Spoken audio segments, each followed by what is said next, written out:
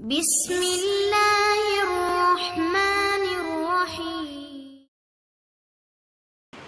الحمد للہ رب العالمین والصلاة والسلام علی سید الانبیاء والمرسلین۔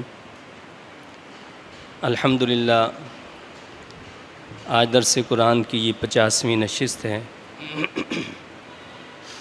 اور اس سے پہلے سورہ آل عمران کی آیت نمبر 109 تک درس دیا جا چکا ہے۔ آج انشاءاللہ تعالی سورہ آل عمران کی آیت نمبر 110 سے درس کی ابتدا کی جائے گی۔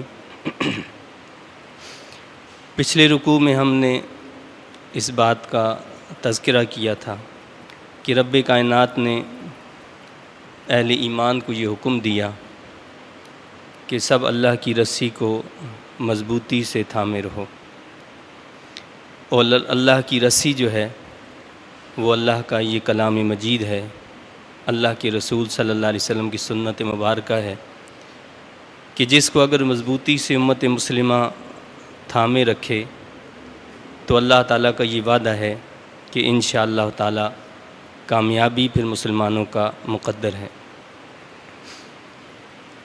اب اگلی جو آیت آ رہی ہے، اس میں اللہ تعالیٰ نے امت مسلمہ کو جو فضیلت عطا فرمائی ہے، جو مقام اور مرتبہ عطا فرمایا ہے، اس کا ذکر ہے۔ چنانچہ ارشاد باری تعالیٰ ہے، اعوذ باللہ من الشیطان الرجیم، بسم اللہ الرحمن الرحیم، کنتم خیر امت اخرجت للناس تأمرون بالمعروف وتنہون عن المنکر وتؤمنون باللہ ولو آمن اہل الکتاب لکان خیرا لہم منہم المؤمنون واکثرہم الفاسقون۔ ہو تم بہترین امت جو ظاہر کی گئی ہے لوگوں کی ہدایت و بھلائی کے لیے۔ اللہ نے اس امت کو، امت محمدیہ علیہ السلام کو بہترین امت قرار دیا ہے، اور اس سے پہلے سورہ بقرہ میں بھی ہم نے پڑھا کہ اللہ نے فرمایا کہ ہم نے وَكَذَلِكَ جَعَلْنَاكُمْ أُمَّةً وَسَطًا لِتَكُونُوا شُهَدَاءَ عَلَى النَّاسِ، ہم نے تمہیں امت وسط بنایا، درمیانی امت بنایا، اور درمیانی چیز جو ہوتی ہے وہ سب سے افضل اور اعلیٰ ہوا کرتی ہے۔ یہاں رب کائنات نے فرمایا کہ تم بہترین امت ہو، لیکن یہ بہترین امت کیسے؟ ایسے ہی بہترین امت ہو؟ اس کی وجہ بتائی کہ اس امت کو بہترین امت کیوں قرار دیا گیا، اس کا مقصد تاسیس کیا ہے، اور اس کا مقصد حیات کیا ہے، اس کی زندگی کا مقصد کیا ہے، وہ اللہ نے بتایا۔ یعنی بہترین امت ہونے کی وجہ یہ ہے کہ لوگوں کی ہدایت و بھلائی کے لیے تم حکم دیتے ہو نیکی کا اور روکتے ہو برائی سے، اور ایمان رکھتے ہو اللہ پر۔ اب آپ یہ دیکھیں کہ یہاں اللہ تعالیٰ نے نیکی کا حکم دینے کا ذکر، برائی سے منع کرنے کا ذکر ایمان باللہ سے پہلے کیا ہے۔ حالانکہ سب چیزوں پر جو بات افضلیت رکھتی ہے وہ ایمان باللہ ہے، اللہ پر ایمان رکھنا یہ ساری چیزوں سے مقدم ہے۔ اگر اللہ پر ایمان ہی نہ ہو تو ساری نیکیاں، سارے اعمال حسنہ بیکار ہو کر رہ جائیں۔ لیکن یہاں رب کائنات نے پہلے امر بالمعروف اور نہی عن المنکر کا ذکر کیا، پھر ایمان باللہ کا ذکر کیا۔ اس کی وجہ یہ ہے کہ اللہ تعالیٰ نے اس کی اہمیت کو واضح کی ہے کہ امر بالمعروف، نیکی کا حکم دینا اور برائی سے روکنا یہ کوئی معمولی بات نہیں ہے، یہ بڑی اہمیت رکھتی ہے، اللہ کے ہاں اس کا بڑا مقام اور مرتبہ ہے۔ اور اس سے پہلے اسی صورت کے پچھلے رکوع میں ہم نے آیت نمبر 104 میں پڑھا تھا کہ اللہ نے فرمایا کہ وَلْتَكُمْ مِنْكُمْ أُمَّةٌ، ضرور ہونی چاہیے تم میں ایک جماعت، يَدْعُونَ إِلَى الْخَيْرِ، جو بلایا کرے نیکی کی طرف، وَيَأْمُرُونَ بِالْمَعْرُوفِ وَيَنْهَوْنَ عَنِ الْمُنْكَرِ، اور حکم دیا کرے بھلائی کا اور روکا کرے بدی سے، وَأُولَئِكَ هُمُ الْمُفْلِحُونَ، پھر اللہ نے فرمایا کہ یہی لوگ کامیاب و کامران ہیں۔ تو پہلے تو ایک انفرادی چیز کا ذکر تھا، ایک گروہ کا ذکر تھا، کہ مسلمانوں کے اندر ظاہر ہے کہ سارے لوگ ایک کام میں تو نہیں لگ سکتے. یہ جامعیت اللہ تعالیٰ نے اپنے محبوب کریم صلی اللہ علیہ وسلم کو عطا فرمائی کہ آپ نے ہر محاذ پر کام فرمایا اور ہمارے لیے عملی زندگی کے نمونے چھوڑے. لیکن اس امت کے اندر اب ہم یہ دیکھتے ہیں ہر ملک کے اندر، ہر اسٹیٹ کے اندر مختلف محکمہ جات ہوتے ہیں. ایک فوج کا محکمہ قائم کیا جاتا ہے. اس کا مقصد کیا ہوتا ہے کہ وہ سرحدوں کی حفاظت کرے گی، وہ ملک کے چپے چپے کی حفاظت کرے گی. وہ جو گروہ ہے، فوج کا گروہ جو ہے، وہ کیا کرتا ہے؟ ہمارے ملک کی جغرافیائی جو حدود ہیں ان کی حفاظت کرتا ہے. ہر وقت وہ الرٹ رہتے ہیں کیونکہ ان کی ذمہ داری یہ، ان کا کام یہ ہے کہ وہ اسی پر اپنی توجہ مرکوز کریں. اسی طرح رب کائنات نے فرمایا کہ مسلمانوں میں ایک گروہ تو ایسا ہونا چاہیے کہ جس کی ذمہ داری یہ ہو، جس کا کام یہ ہو، جو ہمہ وقت نظریاتی حدود کا خیال کرتے رہیں. بھائی فوج کا کام جغرافیائی حدود کا خیال کرنا ہے نا، لیکن ایک جماعت مسلمانوں میں ایسی ہونی چاہیے جو ایمان کی جو نظریاتی حدود ہیں ان کی حفاظت کرنے والی بھی ہو نا. اصل مومن کی جو اصل جو دولت ہے، جو سرمایہ ہے مومن کا، وہ تو دولت ایمان ہے. اگر دولت ایمان کی حفاظت نہ کی جائے، ان نظریاتی حدود کا ہی خیال نہ رکھا جائے، تو پھر تو سب کچھ بیکار ہو کر رہ جائے، پھر مومن اور کافر کا تو سلسلہ ہی ختم ہو کر رہ جائے. تو مومن کی سب سے بڑی جو دولت ہے وہ کیا ہے؟ دولت ایمان ہے. تو اس کے لیے رب کائنات نے کیا حکم دیا کہ تم میں ایک جماعت ایسی ہو جس کا کام ہی یہ ہو کہ وہ ہر وقت اللہ کے دین کی تبلیغ کرتے رہیں، اللہ کے پیغام کو لوگوں تک پہنچاتے رہیں. ہر وقت ان کا کام، ذمہ داری ہی یہی ہو. ہر وقت وہ الرٹ رہیں، ہر وقت اس چیز کا خیال رکھیں. لیکن جس طرح اگر فوج جو ہے، جو ہماری جغرافیائی حدود کی حفاظت کرنے والی ہے، وہ اپنے اندر طاقت بھی رکھتی ہو، قوت بھی رکھتی ہو، اس کے پاس سب آلات بھی موجود ہوں، سب کچھ کر سکتی ہو، لیکن اگر عوام اس کا ساتھ نہ دے تو آپ مجھے بتائیے کوئی کسی ملک کی فوج جو ہے کامیاب ہو سکتی ہے؟ کبھی بھی نہیں ہو سکتی. اس فوج کے ساتھ، اس کی طاقت کے ساتھ، اس کی قوت کے ساتھ عوامی قوت کا ہونا بھی ضروری ہے، تب جا کر وہ اپنے محاذ پر کامیاب ہو سکتی ہے. بالکل اسی طرح کیا یہ عجیب بات نہیں ہے کہ وہ لوگ جو ہماری نظریاتی حدود کا خیال کرتے ہیں، ان کی پاسداری کرتے ہیں، کہ اگر کوئی ختم نبوت پر ڈاکہ ڈالتا ہے تو ان کی جو ہے ان کا پیچھا کرتے ہیں، ان کو پکڑتے ہیں کہ یہ چور کہاں سے آئے، یہ کہاں سے لوٹنا چاہتے تھے دولت ایمان کو، وہ ان کی پکڑ کرتے ہیں. اگر ہم ان کا ساتھ نہ دیں تو وہ کیسے کامیاب ہوں گے؟ وہ بھی تو کامیاب نہیں ہو سکتے نا. یعنی جس طرح فوج ہمارا وہ ادارہ ہے کہ جس کی پشت پناہی خود حکومت کرتی ہے، حکومت اس کی تمام چیزوں کی ذمہ داری اٹھاتی ہے. حالانکہ حکومت کی ایک بڑی اور بنیادی ذمہ داری دین کا کام بھی تھا، لیکن جب دین کا کام حکومت نے چھوڑ دیا، اللہ تعالیٰ نے اپنے ایسے بندے پیدا کر دیے کہ جنہوں نے اس بیڑے کو اٹھایا اور وہ لے کر چلے. اب اس کام کو جس کو اللہ کے نیک بندے لے کر چلے ہیں، جب تک عوام اس کا ساتھ نہیں دیں گے، لوگ اس کے ساتھ مل کر اس نیکی کے کام میں تعاون نہیں کریں گے، اس نیکی کے کام کو آگے بڑھنے کے لیے ان کو اپریشیٹ نہیں کریں گے، تو وہ کام کامیاب نہیں ہو سکتا.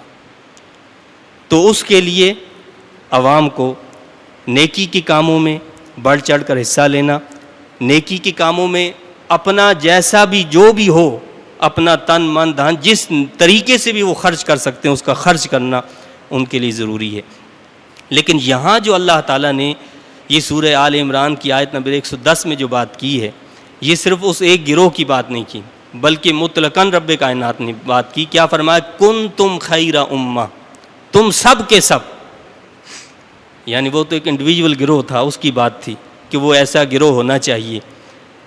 لیکن یہاں فرمایا کہ بحیثیت مسلم ہر مسلمان کی ذمہ داری ہے.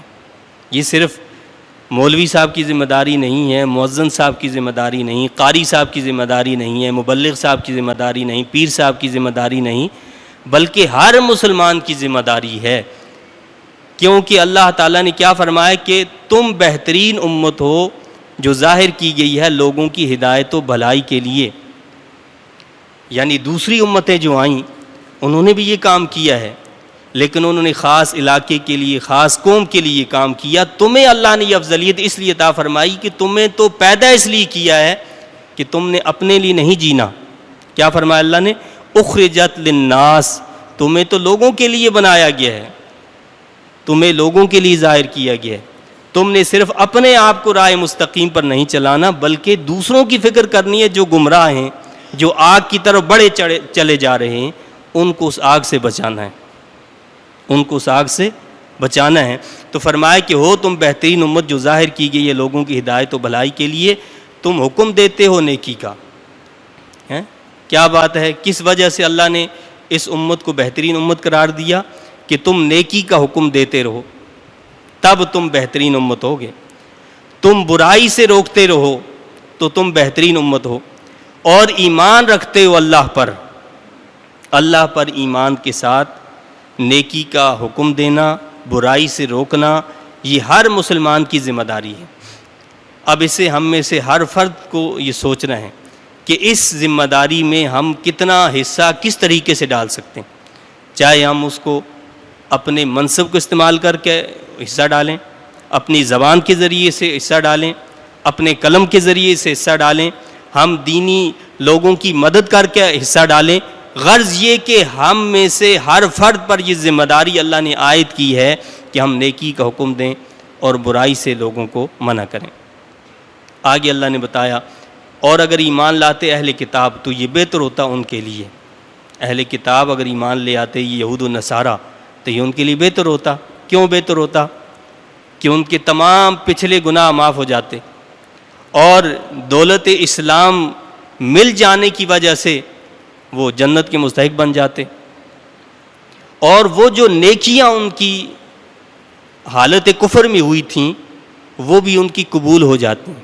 لیکن جب ایک اہل کتاب، جو اہل کتاب ہو، وہ اللہ کے رسول محمد رسول اللہ صلی اللہ علیہ وسلم کی تشریف لانے کے بعد ان پر ایمان نہیں لاتا، تو ظاہر بات ہے کہ وہ دائرہ اسلام سے نکل جاتا ہے، وہ اپنے نبی کی تعلیمات سے خارج ہو جاتا ہے. کیونکہ ہر نبی نے اپنی امت کو یہ تعلیم دی کہ اس طرح ایک نبی تشریف لائیں گے، ان پر ایمان بھی لانا ہے، ان کی مدد کرنا بھی تمہاری ذمہ داری ہے.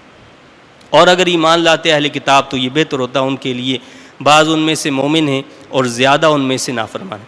اللہ نے فرمایا کہ ان میں بعض مومن بھی ہیں. حضرت عبداللہ ابن السلام رضی اللہ تعالیٰ عنہ یہود کے بہت بڑے عالم تھے. جب وہ مدینہ طیبہ میں آئے اور حضور انور صلی اللہ علیہ وسلم کو دیکھا تو آپ نے وہ نشانیاں دیکھیں جو اپنی کتاب میں انہوں نے پڑھی تھیں، تو وہ فوراً ایمان لیا. انہوں نے چند سوالات کیے رسول اللہ صلی اللہ علیہ وسلم سے، اور جن کے بارے میں وہ سمجھتے تھے کہ ان کا جواب سوائے نبی کی کوئی نہیں دے سکتا، وہ ایمان لے آئے. اور پھر انہوں نے یہود کی یہ جو حق کو چھپانے کی باتیں ہیں یہ بھی انہوں نے ظاہر کی. تو فرمایا اللہ نے کہ ان میں بعض مومن بھی ہیں. تو کئی ایسے لوگ تھے کہ جو دائرہ اسلام میں داخل ہوئے، لیکن اکثر ان میں نافرمان ہیں. آگے اللہ نے بتایا یہ یہود و نصارہ کی سازشیں جو ہیں، جن سے ہم عموماً ڈرتے رہتے ہیں اور جن سے ہم خائف رہتے ہیں، لیکن قرآن کو نہیں پڑھتے، قرآن کی ہدایت اس کے بارے میں ہمیں معلوم نہیں ہے. اللہ نے اس کے بارے میں کیا ہدایت دی؟ اللہ فرماتا ہے لَن يَضُرُّوكُمْ إِلَّا أَذًى وَإِن يُقَاتِلُوكُمْ يُوَلُّوكُمُ الْأَدْبَارَ ثُمَّ لَا يُنصَرُونَ. کچھ نہ بگاڑ سکیں گے تمہارا سوائے ستانے کے. یہ اللہ کا وعدہ ہے. اگر ہم اللہ کی بات پر یقین رکھتے ہیں، ہمیں اپنے آپ کو مسلمان کہتے ہیں، تو اللہ کا تو کھلا وعدہ ہے. اللہ کھلا فرما رہا ہے، چھپی ڈھکی بات ہی نہیں ہے. اللہ کیا فرما رہا ہے کہ کچھ نہ بگاڑ سکیں گے تمہارا سوائے ستانے کے، اور اگر لڑیں گے تمہارے ساتھ تو پھیر دیں گے تمہاری طرف اپنی پیٹھیں اور بھاگ جائیں گے. یہ اللہ کا وعدہ، اللہ نے کھلا فرمایا کہ یہ تمہارا کچھ نہیں بگاڑ سکتے. یہود ہوں، نصارہ ہوں، بڑی بڑی طاقتیں ساری جمع ہو جائیں، ہاں یہ کیا کر سکتے ہیں صرف تمہیں ستا سکتے ہیں، تکلیف دے سکتے ہیں، اذیت پہنچا سکتے ہیں، زبان کے ذریعے سے، پروپیگنڈے کے ذریعے سے، میڈیا کے ذریعے سے، مختلف ہیلوں بہانوں سے تمہیں ذہنی طور پر تم پر دباؤ ڈال سکتے ہیں، لیکن تم سے لڑ نہیں سکتے۔ اور اگر بالفرض، اللہ نے یہ بھی واضح کر دیا، اگر بالفرض یہ تمہارے مقابلے میں آ جائیں کبھی، تو پھر کیا ہوگا؟ اللہ نے فرمایا کہ یہ پیٹھ پھیر کر بھاگ جائیں گے۔ اور ایسا ہوا۔ یہ یہودی جو ہیں مدینہ طیبہ میں ان کا بڑا اثر رسوخ تھا۔ اوس و خزرج جو قبیلے تھے ان کو بھی آپس میں لڑاتے رہتے تھے، اور خود ان کے اندر بھی 3 قبیلے تھے، بنو قینقاع، بنو قریظہ اور بنو نذیر جو ہیں، یہ 3 قبیلے یہودیوں کے تھے۔ اور اوس و خزرج جو ہیں، کبھی ایک قبیلہ ایک کا ساتھ دیتا، کوئی دوسرے کے ساتھ دیتا، ان کو آپس میں لڑاتے رہتے تھے تاکہ اپنے فوائد ان سے حاصل کریں۔ لیکن جب یہ قبیلے اسلام لے آئے، مسلمان ہو گئے، پھر بھی اثر رسوخ تو ان کا موجود تھا۔ اقتصادی اعتبار سے، معاشی اعتبار سے یہ بڑے دولت مند تھے، لیکن ہوا کیا؟ اللہ تعالیٰ نے اپنے محبوب کریم صلی اللہ علیہ وسلم کی مدینہ طیبہ میں جلوہ گری کے صدقے میں ان کو وہاں سے تباہ و برباد کر دیا۔ یعنی کچھ یہودیوں کو وہاں قتل کر دیا گیا، کچھ کو مدینہ طیبہ سے نکال دیا گیا، اور ان کے بڑے مضبوط قلعے موجود تھے، خیبر کے اندر موجود تھے۔ اللہ نے وہاں پر بھی ان کو ہزیمت اور شکست عطا فرمائی۔ اللہ تعالیٰ نے فرمایا، جو فرمایا وہ کھول کر ہمارے سامنے بھی رکھ دیا، یہ مقابلہ نہیں کر سکے۔ اللہ نے آگے بھی واضح کیا، اور اگر لڑیں گے تمہارے ساتھ تو پھیر دیں گے تمہاری طرف اپنے پیٹھیں اور بھاگ جائیں گے، پھر ان کی امداد نہ کی جائے گی، ان کی مدد کے لیے بھی کوئی نہیں آئے گا۔ یعنی وہ قومیں، وہ قبیلے، وہ ممالک جو کہتے تھے ہم تمہارا ساتھ دیں گے، وہ بھی ان کا ساتھ دینے کے لیے تیار نہیں ہوں گے۔ مزید اللہ نے آگے ان کے بارے میں بتایا کہ ان کی حالت کیا ہے۔ ضربت علیہم الذلۃ اینما ثقفوا الا بحبل من اللہ وحبل من الناس وباءوا بغضب من اللہ وضربت علیہم المسکنہ ذلك بأنهم كانوا يكفرون بآيات الله ويقتلون الأنبياء بغير حق ذلك بما عصوا وكانوا يعتدون۔ مسلط کر دی گئی ہے ان پر ذلت و رسوائی، یہودیوں پر اللہ کیا فرماتا ہے؟ ان پر ذلت و رسوائی مسلط کر دی گئی، جہاں کہیں یہ پائے گئے بجز اس کے کہ اللہ کے عہد سے یا لوگوں کے عہد سے کہیں پناہ مل جائے۔ اللہ نے فرمایا کہ جہاں بھی رہیں گے ذلیل و رسوا رہیں گے۔ تاریخ اس بات کی گواہ ہے، مدینہ طیبہ سے لے کر آپ دیکھیں 1947 تک یہ در بدر کی ٹھوکریں کھاتے رہے، ان کو کہیں اللہ نے ٹھکانہ نہیں عطا فرمایا۔ لیکن 1947 میں عیسائیوں کی مدد سے، فرانس، امریکہ، برطانیہ، ان کی مدد سے اسرائیل کی اسٹیٹ قائم کی گئی۔ گویا یہ مسلمانوں کی دشمنی میں، مسلمانوں کے درمیان میں، ان کے جگر کے اندر ایک خنجر پیوست کر دیا گیا۔ اور خلیج کی جو ابھی لڑائی جنگ ہوئی، اس میں جو چیف تھا اس نے کھلا کہا کہ ہم نے یہ جنگ تو اسرائیل کو بچانے کے لیے لڑی ہے، اسرائیل کو بچانے کے لیے جنگ لڑی ہے۔ تو یہ کھلی بات ہے، اللہ نے اس کا واضح حکم دیا کہ ان پر کیا ہوگا؟ ذلت اور رسوائی مسلط رہے گی۔ 2 استثنائی صورتیں دیں۔ پہلی استثنائی صورت کیا ہے کہ جس میں یہ اپنی عزت کچھ بچا لیں گے؟ پہلی تو یہ ہے کہ بحبل من اللہ، اللہ کی رسی سے، اللہ کے عہد سے۔ کیا مطلب؟ یعنی اس کا مطلب یہ کہ یا تو یہ مسلمان ہو جائیں تو ان کی عزت بچ جائے گی، اور ان کی سیادت، ان کی قیادت بھی ان کو مل جائے گی، برقرار رہے گی، یہ مسلمان ہو جائیں، یا مسلمانوں کے ذمے میں آ جائیں، یعنی مسلمانوں کے حکومت کے تحت آ جائیں اور ذمہ بن جائیں، تو بھی ان کی سیادت اور قیادت جو ہے وہ برقرار، عزت ان کی بچ جائے گی۔ دوسری صورت اللہ نے کیا بتائی؟ وَحَبْلٍ مِّنَ النَّاسِ۔ اگر یہ پہلی صورت کو اختیار کرتے تو پھر بھی ان کے لیے کوئی نہ کوئی بھلائی موجود تھی، لیکن انہوں نے پہلی صورت کو اختیار نہیں کیا، اللہ کی رسی کو نہیں تھاما، مسلمان نہیں ہوئے اور نہ مسلمانوں کے ذمہ میں آئے۔ کیا ہوا؟ وَحَبْلٍ مِّنَ النَّاسِ، لوگوں کی رسی سے یہ اپنی عزت کو بچا سکتے ہیں، اور یہ لوگوں کی رسی ہے، یہ عیسائیوں کی مدد سے جو اسرائیل کی اسٹیٹ قائم ہے، عیسائیوں کی مدد ہے، عیسائیوں کے جتنے بھی ممالک ہیں وہ سب اس کا ساتھ دے رہے ہیں، اس کی وجہ سے یہ اسٹیٹ قائم ہے۔ اس سے یہ بھی واضح ہوتا ہے کہ دنیا کے اندر قومی حمیت کو بچانے کے لیے، عزت کے لیے دو چیزوں کی ضرورت ہوتی ہے۔ پہلی چیز تو یہ ہے کہ اللہ کی پناہ میں انسان آئے، اور مسلمان کے لیے یہی پناہ گاہ ہے کہ وہ اللہ کے دامن کو، اللہ کے رسول کے دامن کو مضبوطی سے تھام لے، سرخروئی اور کامیابی اس کو ضرور ملے گی۔ دوسری صورت کیا ہے؟ وہ یہ ہے کہ پھر لوگوں کے سہارے پر جائے، لوگوں میں جو اس کی مدد کرنے والا ہوگا تو اس کے سہارے وہ اپنی عزت کو بچا سکتا ہے۔ اب ہم کس جگہ کھڑے ہیں؟ ہم نے اللہ کی رسی کو بھی چھوڑ دیا ہے، اور دنیا میں باقی ہمارا جو حال ہے وہ بھی ہمارے سامنے ہے۔ اللہ نے تو واضح بتایا نا کہ بھائی دنیا کے اندر بھی اپنی عزت کو بچانے کے لیے کچھ اسباب کی ضرورت ہوا کرتی ہے۔ تو پہلا سبب، اور مسلمان کے لیے تو یہی سبب ہے جس میں اس کے لیے کامیابی ہے، کہ وہ اللہ کی رسی کو مضبوطی سے تھام لے، جیسے ہمارے اسلاف نے کیا کہ انہوں نے اللہ کی رسی کو مضبوطی سے تھاما، تو اس وقت کی جو یعنی سپر پاور طاقتیں تھیں ان پر اللہ نے ان کو فتح عطا فرمائی۔ سپر پاورز جو تھیں طاقتیں وہ سب مغلوب ہو گئیں، اللہ نے مسلمانوں کو غلبہ عطا فرما دیا۔ تو اللہ نے فرمایا کہ یعنی یہ قرآن کی کھلی حقیقت ہے جو ہماری آنکھوں کے سامنے اللہ نے جو حقیقت بیان کی ہے، مسلط کر دی گئی ہے ان پر ذلت اور رسوائی جہاں کہیں یہ پائے گے، بجز اس کے کہ اللہ کے عہد سے یا لوگوں کے عہد سے کہیں پناہ مل جائے، اور یہ مستحق ہو گئے غضب الہی کے، اور مسلط کر دی گئی ہے ان پر محتاجی۔ یہودی سب سے زیادہ دولت مند ہونے کے باوجود ایک ایک پائی کے لیے مرتا ہے آج بھی، یہ اصل میں محتاجی۔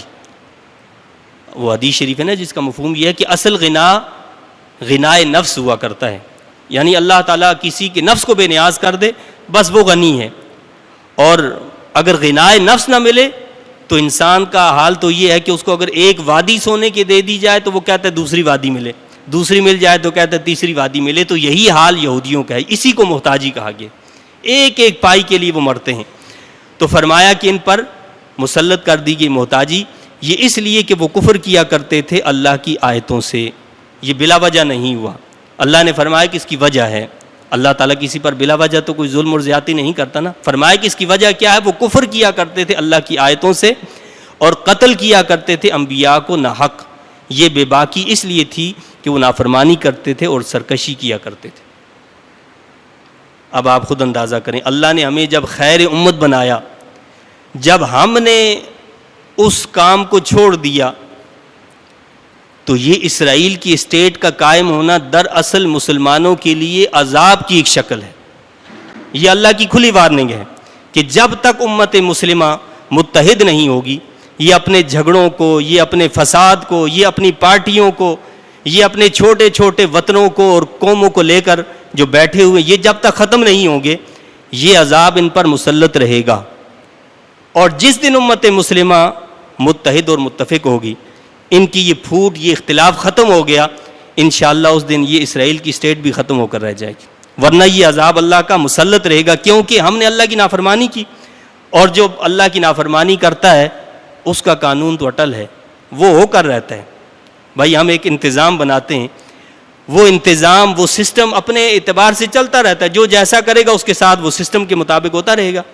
اللہ کی بھی ایک سنت ہے، ایک طریقہ ہے، اور لا تبدیل لکلمات اللہ، اور اللہ کی جو سنت اور طریقہ ہوتا ہے اس میں کبھی تبدیلی نہیں ہوا کرتی، قانون قدرت جو ہوتے ہیں وہ اٹل رہا کرتے ہیں۔ تو یہ قانون قدرت ہے کہ جب ہم نے اللہ کی نافرمانی شروع کی، اللہ نے عذاب کے طور پر اسرائیل کو ہم پر اس وقت مسلط کر دیا، یہ ہمارے لیے ایک عذاب کے طور پر اللہ نے اس کو قائم رکھا ہوا ہے۔ آگے اللہ نے بتایا لیسوا سواء من اہل الکتاب امۃ قائمۃ یتلون آیات اللہ آناء اللیل وہم یسجدون، لیکن یہ بات اپنی جگہ حقیقت ہے۔ اللہ نے فرمایا کہ سب لوگ تو ایک جیسے نہیں ہیں، فرمایا کہ سب یکساں نہیں، اہل کتاب سے ایک گروہ حق پر قائم ہے، یہ تلاوت کرتے ہیں اللہ تعالیٰ کی آیتوں کی رات کے اوقات میں، اور وہ سجدے کرتے ہیں۔ جیسے میں نے آپ کو مثال دی، یہ وہی لوگ ہیں کہ جنہوں نے آ کر اسلام قبول کر لیا، حضرت عبداللہ بن سلام رضی اللہ تعالیٰ، یا اس طرح کے دیگر وہ لوگ جنہوں نے یہودیت کو چھوڑا اور اسلام کو آ کر قبول کر لیا.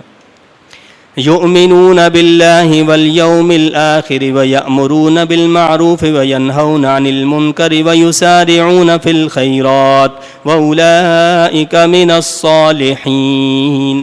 ایمان رکھتے ہیں اللہ پر اور روز آخرت پر، یعنی وہ اللہ پر ایمان بھی رکھتے ہیں، آخرت کے دن پر بھی ایمان رکھتے ہیں، اور حکم دیتے ہیں بھلائی کا اور منع کرتے ہیں برائی سے، اور جلدی کرتے ہیں نیکیوں میں سبقت کرتے ہیں. تو سب سے بڑی نیکی کیا ہے؟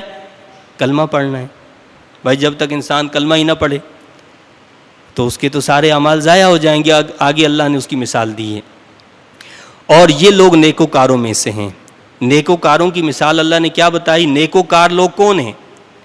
نیکوکار صرف وہ لوگ نہیں ہیں کہ سجدے پہ سجدہ کرتے جا رہے ہیں، تسبیح پر تسبیح گھونٹتے جا رہے ہیں. نہیں، اللہ نے کیا بتایا؟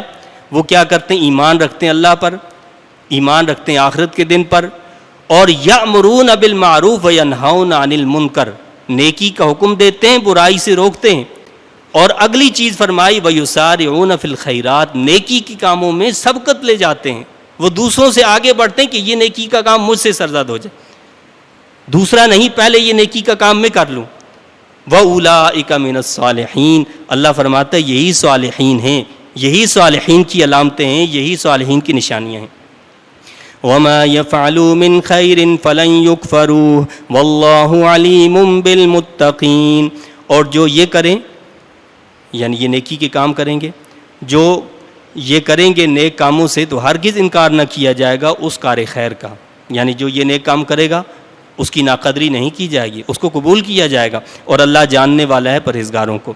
ان الذین کفروا لن تغنی عنہم اموالہم ولا اولادہم من اللہ شیئا واولئک اصحاب النار ہم فیہا خالدون. اب اللہ نے ان دو چیزوں کا ذکر کیا ہے جو ہم پر دنیا میں مسلط ہیں اور جن کے لیے ہم اپنے دین کو بھی برباد کر دیتے ہیں، جن کی وجہ سے ہماری آخرت بھی برباد ہو جاتی ہے. کیا فرمایا اللہ نے؟ بے شک جن لوگوں نے کفر اختیار کیا ہرگز نہ بچا سکیں گے انہیں ان کے مال اور نہ ان کی اولاد اللہ کے عذاب سے ذرہ بھر. یہ مال اور اولاد، یہ دو چیزیں ایسی ہیں جو انسان کو آخرت کا نہیں چھوڑتی. ایک تو یہ ہے کہ انسان چاہتا ہے کہ اس کے پاس مال جمع ہوتا رہے، وہ مال کے پیچھے صبح سے شام تک دوڑتا رہتا ہے. دوسری چیز یہ ہے کہ وہ اولاد کے لیے جائز ناجائز حلال حرام کی تمیز کو چھوڑ کر بس کسی نہ کسی طرح اپنی اولاد کی فکر میں وہ اپنی آخرت کو برباد کر دیتا ہے. اللہ نے یہاں واضح کر دیا کہ یہ دونوں چیزیں، یہ مال اور اولاد، اگر اس کو کار خیر میں نیکی کے کاموں میں خرچ نہیں کیا جائے گا تو آخرت میں اللہ کے پاس یہ کوئی کام نہیں آئیں گی، اور وہ دوزخی ہیں، وہ اس میں ہمیشہ رہیں گے.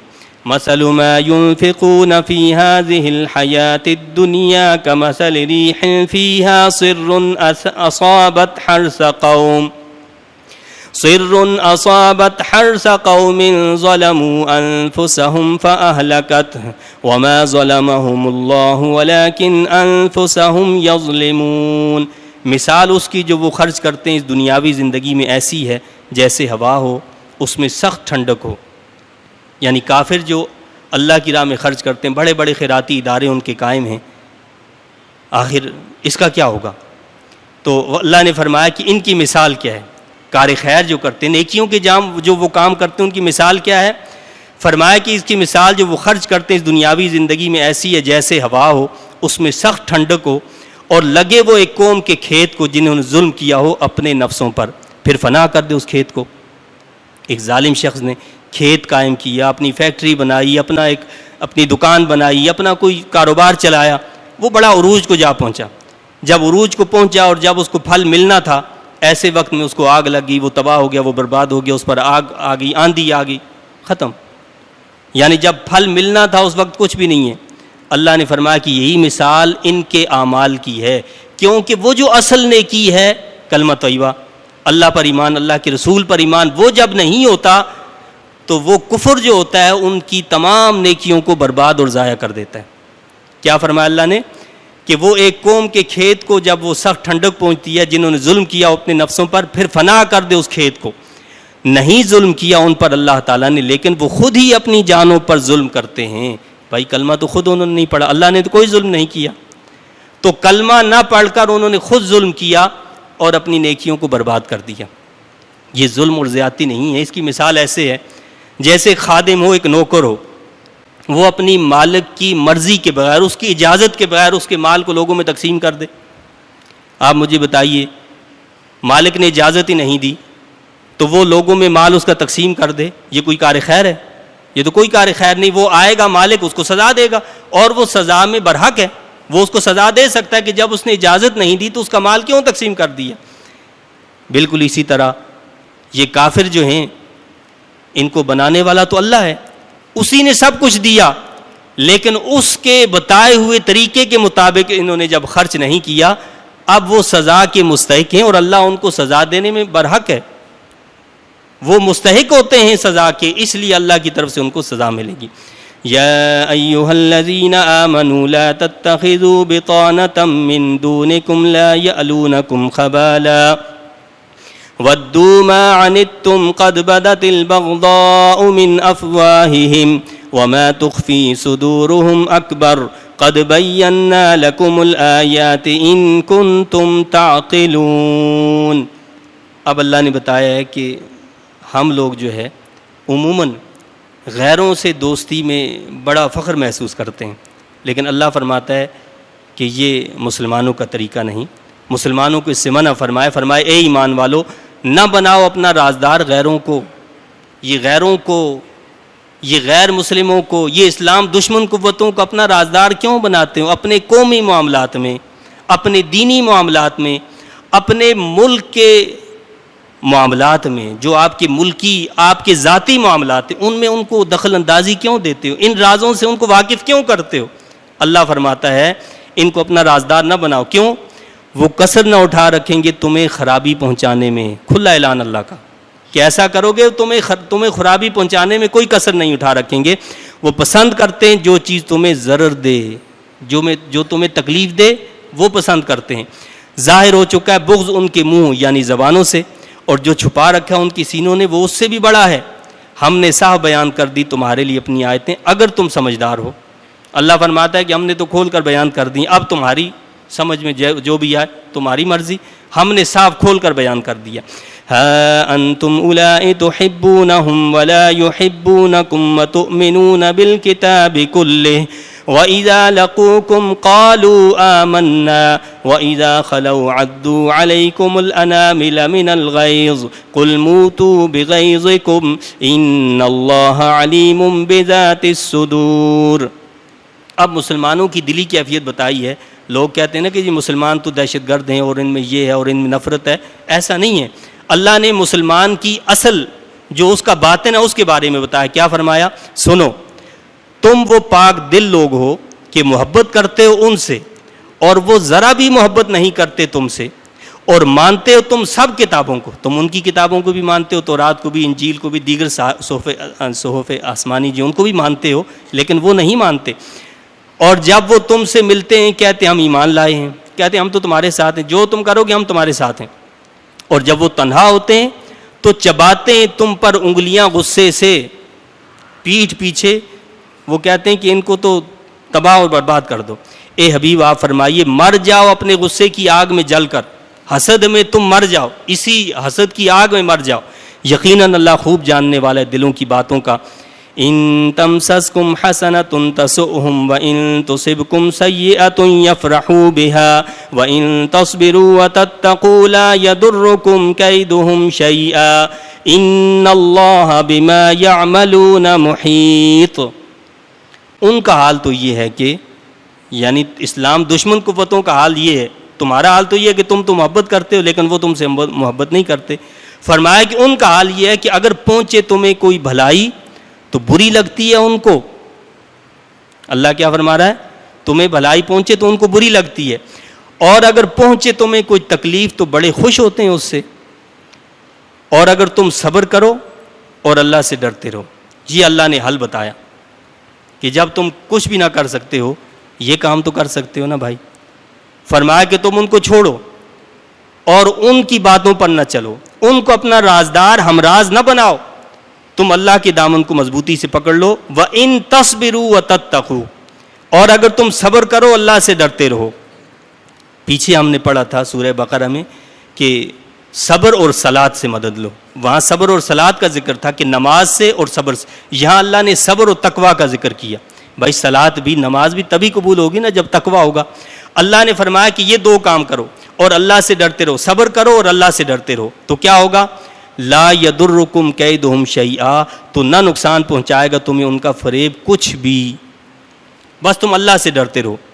اللہ کا ڈر اور خوف رکھو گے تو دنیا خود تم سے ڈرنے لگے گی. اور صبر کا دامن نہ چھوڑو. تو اللہ فرما رہا ہے, اللہ کا وعدہ ہے, لا یضرکم کیدہم شیئا, ان کی سازشیں, ان کا پروپیگنڈا, ان کی سارے جو بھی جتھے ہیں وہ مل کر بھی کچھ نہیں کر سکتے تمہارا. یہ ہمارے اسلاف نے, بزرگوں نے کیا. حضرت داتا گنج بخش علی اجویری رحمۃ اللہ علیہ, جن کا اسی مہینے میں وصال ہوا, یہ وہ لوگ تھے کہ جنہوں نے اسلام کو اسی انداز میں پھیلایا. جب اپنے مرشد کے حکم پر آپ لاہور میں پہنچے اور وہاں سے ایک جنازہ جا رہا تھا, تو پوچھا کس کا؟ فرمایا کہ یہ حسن زنجانی رحمۃ اللہ علیہ جو آپ کے پیر بھائی تھے ان کا جنازہ ہے. تو آپ کو سمجھ میں آئی کہ میرے پیر و مرشد نے مجھے یہاں کیوں بھیجا ہے. آپ نے وہیں ڈیرا لگا دیا, وہیں بیٹھ گئے جہاں آج داتا دربار موجود ہے, جہاں آپ کا مزار انور موجود ہے. اور جب یہ ظاہر بات ہے وہاں تو جھونپڑی لوگوں نے کچھ آپ وہاں بیٹھ گئے, اللہ کا ذکر کرنے لگے. کچھ عقیدت مند آئے, انہوں نے آپ کے لیے گھاس کی ایک جھونپڑی بنا دی. وہاں کے راجا کو جب پتہ چلا, راجہ راؤ, اس کو جب یہ خبر ملی کہ بھائی اس طرح یہ تو اسلام پھیلایا جا رہا ہے, تو اس نے کہا کہ جا کر اس فقیر کی جھونپڑی کو جلا دو. رات کو اس کے کارندے سپاہی پہنچے اور جھونپڑی کو آگ لگا دیں. آگ نہیں, آپ اللہ اکبر کہتے ہیں, وہ سب آگ بجھ جاتی ہے. تو آپ نے پوچھا بھائی تم کون لوگ ہو؟ کہنے لگے کہ جی ہم راجہ راؤ کے سپاہی ہیں. کہا کیا کرنے؟ کہا کہ ہم جھونپڑی کو, کہا کہ اس جھونپڑی کو تم کیا, یہاں تو جہنم کی آگ بھی اس کو نہیں جلا سکتی. اور پھر جب انہوں نے مزید جلانے کی کوشش کرنے لگے کہ ٹھیک ہے پھر ہم تمہیں یہاں سے نکالتے ہیں. کہا کہ ہم یہاں نکلنے کے لیے نہیں آئے, ہم تو اب یہاں دفن ہی ہوں گے. اب ہم یہاں سے نکلیں گے نہیں, یہاں اب ہم دفن ہو کر رہیں گے. فرمایا کہ ذرا دیکھو راجہ کے محل کو دیکھو, اس میں آگ بھڑک رہی. جب دیکھا تو راجہ کے محل کو آگ لگی ہوئی تھی. راجہ کو جب یہ خبر ملی, اس نے دیکھا کہ اس کے محل میں آگ لگی ہے, تو وہ فوراً آیا, آپ کے قدموں میں گر گیا, مسلمان ہو گیا, ایمان کی دولت سے مالا مال ہو گیا. اور پھر آپ نے فرمایا کہ اب دیکھو وہ ساری آگ اس کی بجھ گئی, جو محل کی آگ لگی تھی وہ ساری بجھ گئی. یہ وہ لوگ تھے کہ جنہوں نے کس پر عمل کیا؟ یہ اللہ نے فرمایا ان تصبروا وتتقوا, لوگوں کی اذیتوں کو برداشت کیا, تکلیفوں کو برداشت کیا, لیکن تقوی کے دامن کو نہیں چھوڑا. کسی پر زیادتی نہیں, کسی پر ظلم نہیں کیا, بلکہ سب کے ساتھ بھلائی. ہندوؤں کی ایک بارات وہاں سے گزر رہی تھی, وہ راستہ بھول گئے. جھونپڑی دیکھی تو آئے, کہنے لگے بابا یہ بتاؤ کہ ہمیں راستہ بھول گیا, ہمیں راستہ بتا دو. فرمایا کہ راستہ بتا دوں یا دکھا دوں؟ کہنے لگے جی دکھا دیں. تو آپ نے فرمایا کہ اچھا ذرا ادھر میری طرف دیکھو. جب دیکھا تو سامنے مدینہ طیبہ نظر آیا, روضہ انور نظر آیا, تو فوراً مسلمان ہو گئے سارے. آپ نے فرمایا نا کہ بھائی دکھا دوں یا بتا دوں؟ تو کہا کہ جی دکھا دو. فرمایا کہ یہ دیکھو یہ ہے راستہ تو یہ ہے نا بھائی, اس منزل ہماری تو یہ ہے. محمد رسول اللہ صلی اللہ علیہ وسلم نے جو پیغام دیا ہے, اس پیغام کو ہم نے قبول کرنا ہے, اسی میں ہماری نجات ہے. وہ فوراً سارے کے سارے مسلمان ہو گئے. تو یہ اللہ کے ولی تھے, یہ اللہ کے دوست تھے, یہ اللہ کے وہ نیک بندے تھے کہ جنہوں نے اللہ کے حکم کی تعمیل کی, اور جیسے اللہ نے ہدایت دی اس طرح انہوں نے تبلیغ کی, اس طرح اسلام کو پھیلایا.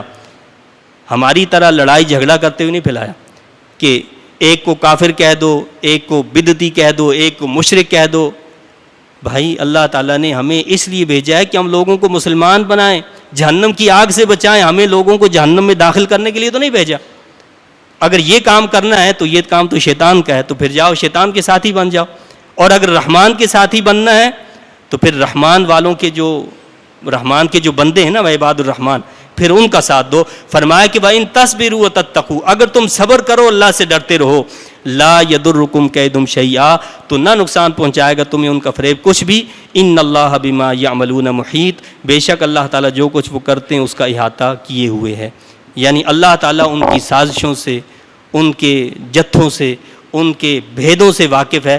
وہ تمہیں کچھ نہیں کر سکتے جب اللہ تمہارے ساتھ ہوگا. اللہ تعالیٰ سے دعا اور التجا ہے کہ اللہ تعالیٰ مجھے, آپ کو, ہم سب کو ان تعلیمات کی صحیح سمجھ عطا فرمائے اور سمجھ کر ان کے مطابق عمل کی توفیق عطا فرمائے. آمین. وآخر دعوانا الحمد للہ رب العالمین.